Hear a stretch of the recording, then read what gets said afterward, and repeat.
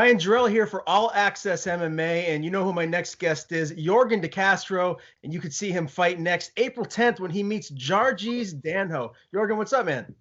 Good, my man.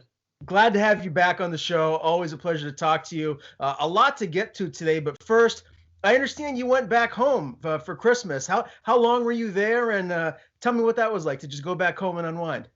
Yeah, I went back to Portugal. I spent 17 days. I went from December 17th to January 5th. I mean, I needed that. I needed that refresh, that rebuilding, and that was good for me, man. Because it was good for my soul, and I'm actually motivated right now.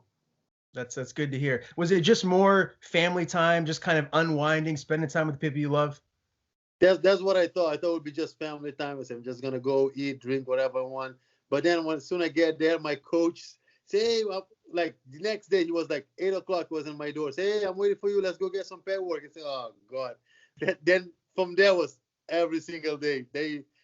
One day, yeah, they said take a break the other day. Let's go do something else. Then like I end up training and get back to the roots and just be with those guys over there. See the hungry and the eyes, like, and see the sacrifice and the dream that they have, like, make me realize that how good we have it here in America, and I need it.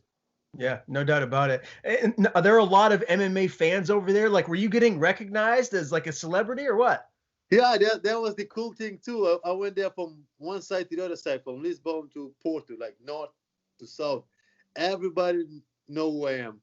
People will stop me in the mall and say, "Dude, just the fact that you carry the Portugal flag, we don't really watch MMA, but we wake up every time you fight at 4 a.m. to watch you fight."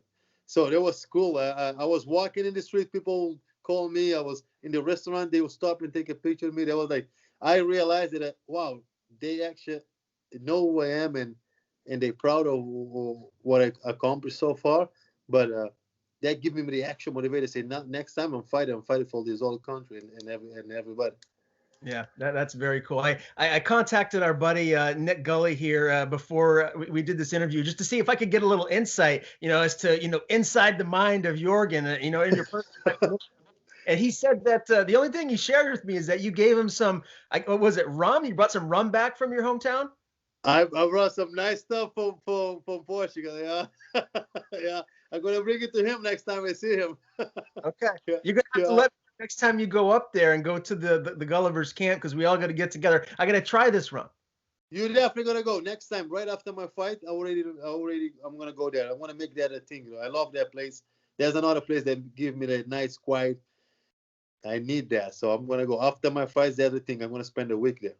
No doubt. Well, hopefully I will see you. They're definitely good people for sure. Let's talk about this last fight, man. Co-main event in Abu Dhabi against Carlos Felipe. Didn't go your way. Looking back on it now, just tell me your emotions, what you learned from that setback. Yeah, there was a lot of things backstage that didn't go my way. There's not an excuse. My teams know, my managers know, UFC know. I had a disc bulge in my back 5 weeks prior to the fight. I couldn't train. I couldn't even get off my bed. So the cardio wasn't there. I wasn't 100% ready. I still took the fight because I knew it was a co-main event, too big of opportunity to miss. I said, this is my third fight UFC, third main card fight, the co-main event. And I thought I had everything to beat the guy. Actually, he showed up. He was better than me. He did good homework. He stood all those kicks. He outboxed me.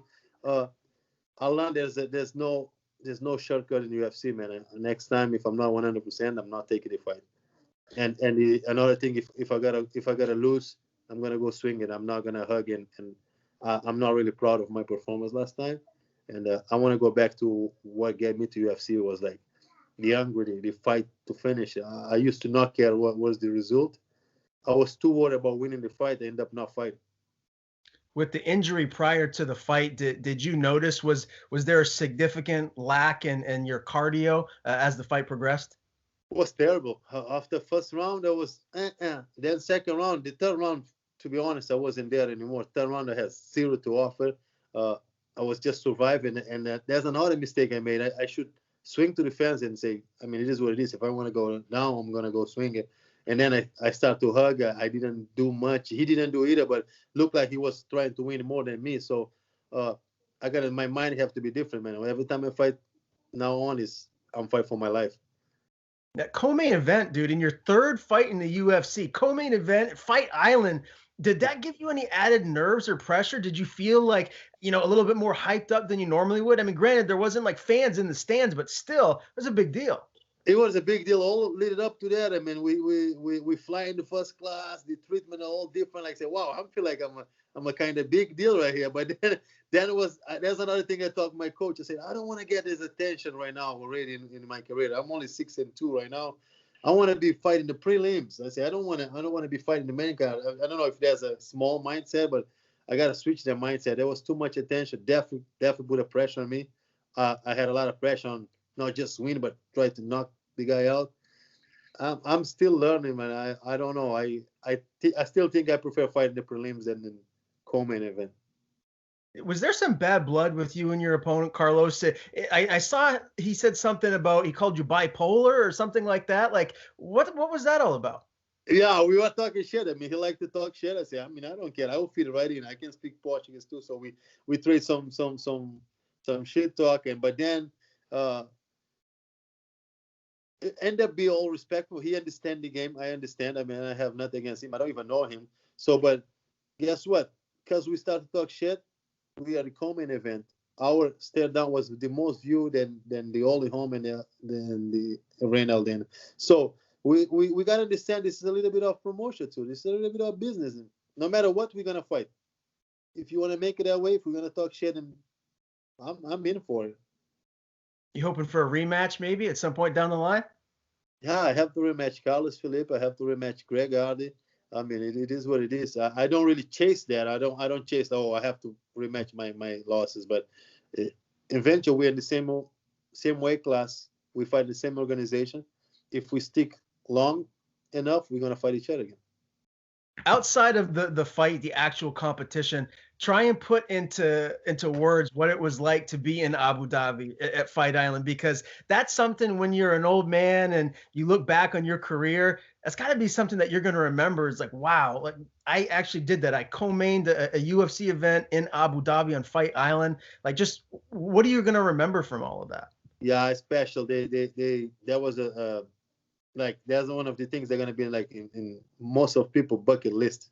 Like you don't get to go to Abu Dhabi. I would never in a million years think that I would get to Abu Dhabi vacation and fighting and the treatment that they give us was like top. I'm talking about top level, and I'm definitely gonna save that with me. That's a special moment. Yeah, no doubt about it. Now, your fight is not all the way till April 10th, this next one. I got to imagine that's going to be in Vegas. Have they confirmed that? Not confirmed yet, but I'm pretty sure it's going to be in the US because I think this is Saturday going to be the last card in the Fight Island. Yeah, for sure. All right. So the last time that we spoke, Yorgan, was right before your fight against Greg Hardy. I know that you got hurt there early on. As far as that fight goes, obviously, a loss is a loss. You're not one to make excuses. But, when you look back at it now, is this just a situation where if that didn't happen, you would have been able to execute your game plan and get the win? Yeah, but there's another thing. I gotta go with experience. I broke my foot, but I should box. I should try to wrestling. There's another thing that come with experience. I didn't have the experience by the time. Yeah, I thought I had a perfect game plan. The first round working perfect. Unfortunately, man, I don't really like to cry over this thing again. But it's like next time will be different. I'm working around to be a better fighter all over and to not make those mistakes again. Did Hardy talk any trash? Like, how respectful was he? Because obviously, he comes from the NFL background, and there's the whole personal stuff that I don't really want to get into. But like, how respectful was he as an opponent? Very respectful before and after. Like he texted me after and say it was a honor, share the cage with me that he will see me again. And prior was all respect to all the time he see me, shake my hand, and at no point was the respect. So between me and him was always respect. Yeah. How does that feel to be able to go in there and compete against a guy that was like an all-world NFL player? I mean, it's surreal. Yeah. Crazy. And he's a super athlete. Like I'm talking about different. Like look like he's from different planet. Like big dude, 6'5", big hands. He was like all over, like big body. Is one of the biggest guy I ever fought, probably, and muscular. I say, oh shit, this is like super athletic. That's why he's doing. I mean, I think he's gonna stick around UFC because he's super athletic. You don't find guys like him. Yeah. And it was very good for me. Yeah, no doubt about it. Well, who knows? Maybe you guys will meet again here down the line. Now, before we transition to your upcoming fight, I got to get some fight picks from you. I don't know if you've heard, but there's some guy named Connor that's fighting this Saturday. So tell me, main event, co-main event picks. Who do you see winning? I like the co-main event. I like Dan Hooker. For some reason, I like Mike Chandler too, but I think Dan Hooker gonna be too much. He's actually really good on striker. He's really good. He got some good submission. He's been there before with a lot of good guys, so I think Hooker get it done. Okay. And main event. And I mean, no matter what, I still think Conor gonna get it done, and I think he's gonna make it look easy. Wow. Well, I cannot wait to watch this card. Obviously, live back in Abu Dhabi. Are you just gonna stay at home, watch it with the family? Like, what are your plans? Yeah, I'm staying home. I'm watching home. I like to stay home, especially now I'm in camp. I don't really want to go out. I don't want to be with people around and around drinking and food. So I want to do the 12 weeks camp clean. So weekends I'm home all the time. Very good. Give me one other fight in 2021 that you're really looking forward to. The UFC has put together a lot of awesome matchups. Stipe and Ngannou is around the corner. I mean, there's so many good matchups. Is there one that really stands out to you that's like can't miss? Yeah, I like the Stipe and Ngannou, but I really like to see the winner against John Jones. I want to see what John Jones can do at heavyweight. That's, to me, the 2021 going to be about John Jones. I want to see John Jones back. All right. No, I'm not mad at that at all. I can see back in the UFC 100%. All right, let's talk about this camp, man. Like, are you going to do anything differently? Is there something that you learned from these two last losses that you're going to change as far as your day-to-day training? Yeah, we changed it a lot, man. I'm sticking the same. We're sticking with my same gym regimen. That's why we got into UFC. I trust the guys around me. I trust my coach.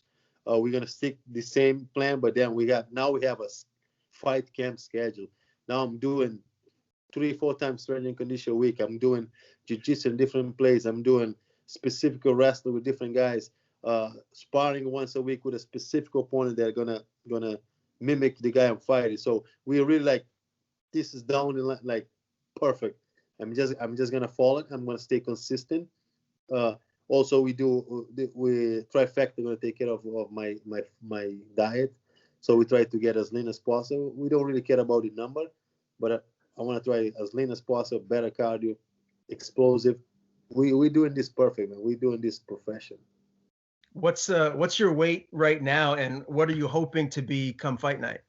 I'm 275 right now. I'm super big, so I want to be at least 255, 250.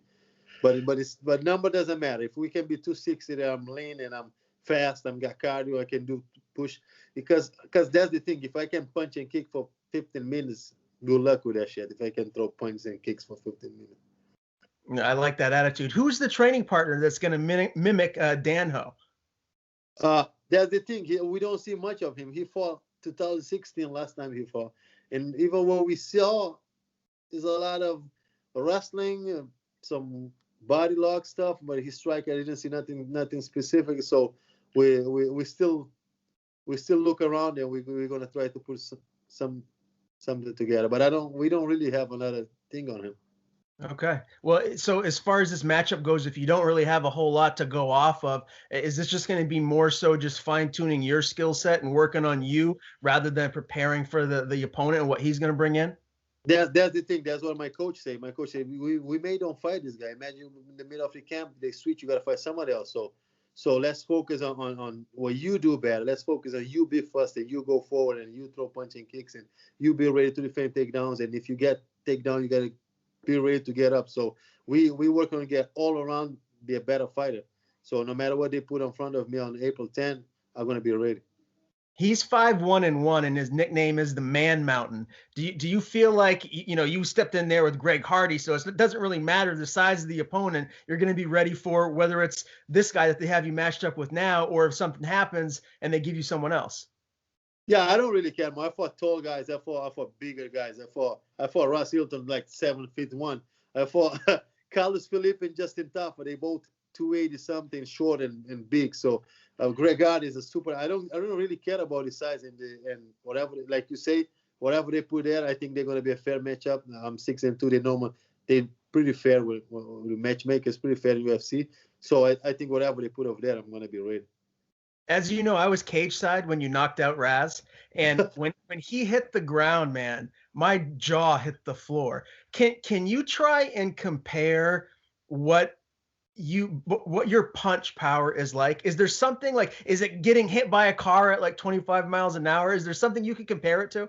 I don't know. You gotta ask my striking coach because he's always complaining about his shoulder when he hold pad on me.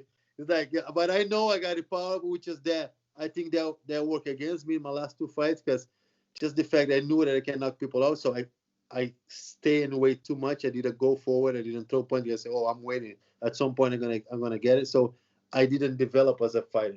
And I think now I have to learn it. I do have power, but I still gotta put the pressure, I gotta put the punish on people so I can see the openers and then finish them. Raz is like one of the nicest guys on planet Earth. Did you feel like a little bit bad afterwards? You're like, oh man, like maybe I shouldn't have hit him as hard, or He's so nice. Well, it was me on him, but he's one of the best guys. He's one of the nicest guys I met. One of the nicest opponents I ever had. Like 100% like nice guy, family guy, and I wish all the best for Raz. And I think he's gonna do pretty good in Bellator. yeah, 100% agree. Now, as far as, this next fight goes, like, do you feel more pressure now because you have these 2 losses in a row? Like, is this a fight where you have to come in and be the best version of yourself and get a win? Because if you lose 3 in a row, I mean, I guess there's a chance that you could get cut. Yeah, this is the kill or be killed. This is the mentality. But I think I do work better on like this under pressure. Like I'm on, like I say, I'm going back to my contender series mindset. Like when I fought in contender series, I was willing really to die. I said, this is my last chance to get to UFC. This is the only one. I think this fight is gonna be the same thing. This is the fight I have, not just like win. I'm gonna go to show up and fight for my job. I think my job is online from this one. Well, I know you have a ton of support here in New England and really all over the world for that matter. You have plenty of people back in Portugal that are supporting you, and we'll look forward to seeing you bring that flag come fight night. Again, it's April 10th. You're matched up with Jarjis Danho as of now. Who knows, that could change, but always looking forward to watching you compete, my friend. Before I let you go, tell people where to follow you on social media, and if there's anyone you want to thank, the floor is yours. Thank you, man. Thank you for having me. Guys, make sure you guys follow me. Twitter, Yorgan De Castro is all the same. Instagram, Yorgan De Castro, and Facebook, Yorgan De Castro. Follow me, and I'm going to be the best version of myself for this one.